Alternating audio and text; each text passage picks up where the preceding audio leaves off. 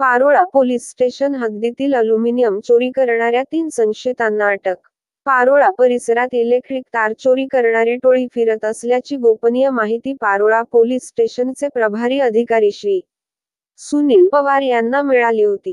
या अनुषंगाने पोलीस उपनिरीक्षक Raju Jadhav, police head constable Sunil Hatkar, Pravin Patil, Ashish Gaikwad, police constable Yogesh Shinde, Anil Wagh अशांना सरकारी वाहनाने रवाना केले असता सदर परिसरात नमूद पथकास समाधान नारायण पाटील एरंडोल हा 4 चाकी वाहन काळी पिवळी टॅक्सी हिचे सह सांगवी गावाचे शिवारातले डी.पी. जवळ मिळून आला. त्याचेकडेच अधिक चौकशी करता तो उडवा-उडवीची उत्तरे देता होता. त्याची अधिक चौकशी करता त्याचे कब्जात एक तार कापण्याची पक्कड मिळून आल्याने त्याच अधिक चौकशी करता त्याने माहिती दिली की, माझे सोबत अजून 2 साथीदार रवींद्र अनिल मिस्त्री एरंडोल व धनराज प्रकाश ठाकूर एरंडोल असे असून ते पळून गेले आहे असे सांगितलेने नमूद इसमास अधिक चौकशी कामी पोस्टे येथे आणून त्याचे 2 साथीदार यांचावर नमूद पोलीस पथकाने तात्काळ अत्यंत शिताफीने शोध घेऊन ताब्यात घेतले व त्यांचे कडेच अधिक चौकशी केली असता वेगवेगळ्या ठिकाणी इलेक्ट्रिक ॲल्युमिनियम तार चोरी केल्याची कबुली दिल्याने त्याबाबत पारोळा पोलीस स्टेशन मधील 2 वेगवेगळे गुन्हे व एरंडोल पोलीस स्टेशन मधील कडील 3 वेगवेगळे गुन्हे उघडकीस आले आहे.